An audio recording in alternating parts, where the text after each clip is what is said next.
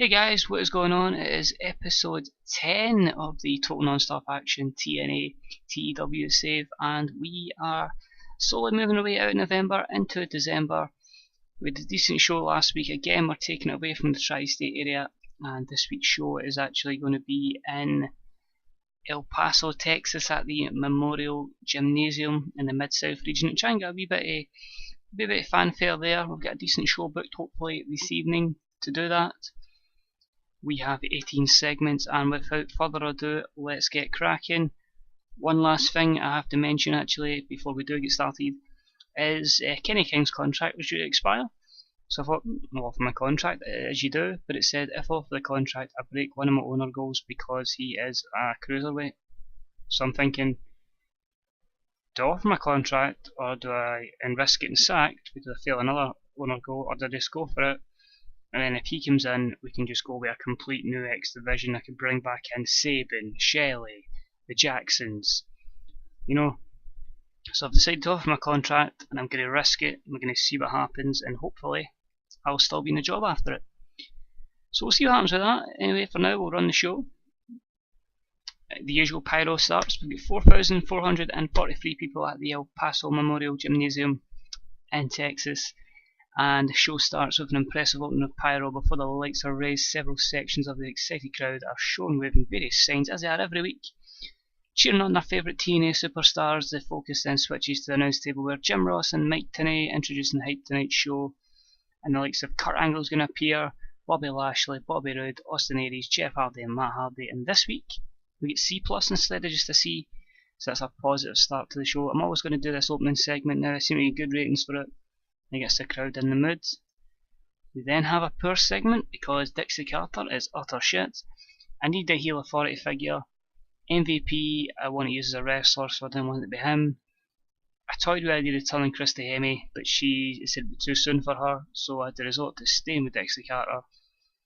Really need to get rid of her soon, as this rating E has just not helped the show rating at all. But basically Dixie Carter announces that Mike Bennett and Maria Kanellis, I think that's how you spell it, have joined their show. They came out and played the crowd. Mike Bennett's the chosen one, gets an initial rating A. Maria is a B, gets a B rating, for her business executive gimmick. So we're going to push him, sign them up from Ring of Honor. Hopefully they can go do well in TNA, so hopefully we get a lot better than the E rating. Hopefully that's just a Dixie Carter thing. And then, definitely it does seem like a Dixie Carter thing, we get an E+. Mike Bennett is backstage with Dixie Carter. He asked to be given a chance to wrestle Matt Hardy in a singles match, and Dixie Carter accepts the request, which then leads us to Matt Hardy versus Mike Bennett. In a match that had some good action and average heat, so that's decent, there's a bit of heat behind it. Matt Hardy defeated Mike Bennett at 8:39 when Mike Bennett was disqualified when Maria ran in and attacked Matt Hardy. Maria got good work at ringside and the rating was a C. So that's positive. I'm going to start a feud with them up, try and push Mike Bennett to level with Matt Hardy, and then we can have maybe the Hardys against Bennett and James Storm further down the line. Next up, Shad Gaspard and Brian Josie are in the ring, and then all of a sudden they're attacked by Abyss. Abyss is back. The monster storyline has advanced for this segment. It's a D rating, and they're just going to start really pushing on before we end this storyline at the turn of the year, when I think Abyss will finally get his revenge, and hopefully again with the Kenny King thing, if cruiserweights are allowed, JTG will be getting signed and I'm making crime time again. Next up, Samoa Joe jumps Hawkins backstage and beats him down before throwing Hawkins' limp body into Angelina Love's, where the Diva was standing partially clothed in the midst of getting changed. Obviously, Angelina Love is the valet of Kurt Hawkins, and again it pushes on the Hawkins and Joe storyline, and it got a C rating, so that was good. And then Jim Ross, Mike Tenay and Taz hype up the Street Life Hooligans to the moon. A C rating's good for that, considering that the Street Life Hooligans are going to be Girella and Eddie Kingston. So that's good because they're not in the show, that they've got a bit of hype here in this segment. And then a B segment. This is probably one of the best segments I've actually had. In a match that had some good action and average heat. Briscoe brothers defeated the Bro Men in 8:15 when Jay Briscoe defeated Robbie E with the Drew Driller. Jay Briscoe, Mark Briscoe, excellent chemistry. Robbie and Jesse, excellent chemistry. The tag title storylines have advanced. The match lifted the crowd and the rating of B. That is what we want. That is perfect. and then we kind of lose it all with this next one. Magnus, Drew Galloway, Harry Smith, Redmond and Rampage Brown are announcing that they're forming the alliance, so that's the full United Kingdom stable has all 5. The reason it says Tracy Brooks is helping Joe Redmond, she's going to be the manager of Joe Redmond now, because we are going to look to push him out of the group and go on his own way. So she's going to help him, she's going to be his mouthpiece. She debuted her sexy gimmick and that got a B rating, so it's decent. No, a D plus isn't great, but again, it's thinking cute as at Rampage. It's letting them down, we'll soon see. And then after this, another D plus, this time between Spud and EC3, where they're just having an argument in the middle of the ring. Probably should have just put Spud for a table again. But it keeps the feud going, and hopefully we'll get this feud over and done with pretty soon. Christy Hemmy's then in the ring with Adam Cole, talking about his upcoming match. It's only a C rating, which is worrying. Adam Cole was good, but Christy Hemme was very underwhelming. I don't like JB in this. I tried not to use JR, so the next big person to do like interviews and stuff was obviously going to be Christy Hemme. Whether we continue to build her up or we try and bring somebody else in remains to be seen, but not a good start for Christy Hemme in that role. This is worrying. In a match with good action average heat, Magnus defeats Billy Ray in a squash match in 5:44 with a Mag Daddy driver at D+. That's basically an upper mid card against a main event. I'm quite worried by that. Billy Ray improved, but no, I'm not happy with that at all. Then Billy Ray is in the ring, and all of a sudden he's attacked by Magnus, Redmond, Rampage Brown, Harry Smith and Drew Galloway.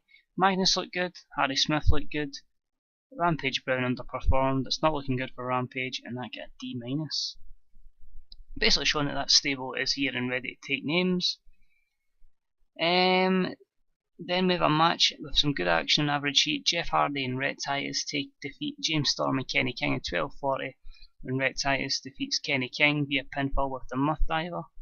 A C-, again we're pushing Rhett Titus to challenge Kenny King at the next event at Retribution. The two storylines progress, so I'm happy with that. And everybody apart from Kenny King improved something in the match, so that's good.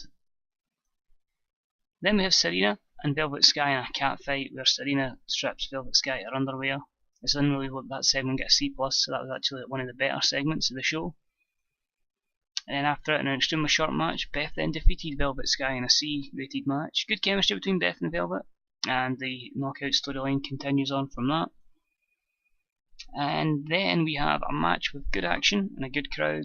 Austin Aries drew with Bobby Lashley after a double disqualification. Bobby Roode attacked Lashley. Adam Cole attacked Austin Aries. It continues the two storylines. We had a C+ match at Bobby Lashley, which was good. A-Double steals the show as always. It gets Bobby Lashley up in his performance skills. And then we have a decent end to the show. We have Adam Cole and Bobby Lashley jump Austin Aries as soon as the bell rings. They continue until Bobby Roode sprints down to the rail and dives in the ring. After some initial shots, Bobby Roode is overwhelmed by the pair and thrown back to the outside. After they finish the number, Roode and Austin Aries, Adam Cole and Bobby Lashley leave the ring, giving Bobby Roode a parting shot for his involvement as they go. So it's basically going to put the two heels over there. A B-. Amazing that Austin Aries struggled when not going off script, so we'll not put Austin Aries off script anymore. Bobby Lashley struggled because some people weren't following a script. The two storylines have advanced, and the good thing is it's a B-, so it's decent, you know. And that means the final show increased our popularity in 21 regions, only lost our popularity in one, which is hopefully one of the further ones, and it's another C+ show. So I'm quite happy with that. That's pretty decent. We'll check and see what the rating is this week. But it's going to be interesting to see, as I say, what happens with this Kenny King situation if they sack me. The approval's already low, so I'm thinking, can it get any worse than low? Are they going to sack me? Is this series going to end after 10 shows? Hopefully not, because I mean, if we get the Cruiserweight division back, then there's so many athletes we can bring in, and just the X division is just going to explode and just be so damn awesome. So I'll quickly go to the desk and I'll let you know that the rating was a 2.74 last week and it's a 2.73 this week. So again, it's decent, and hopefully before we do the next episode I won't be sacked. But until then guys, this was 21 Maxwell. Thank you again as always for watching this episode. I hope you enjoyed it, and I'll speak to you again real soon. Bye bye.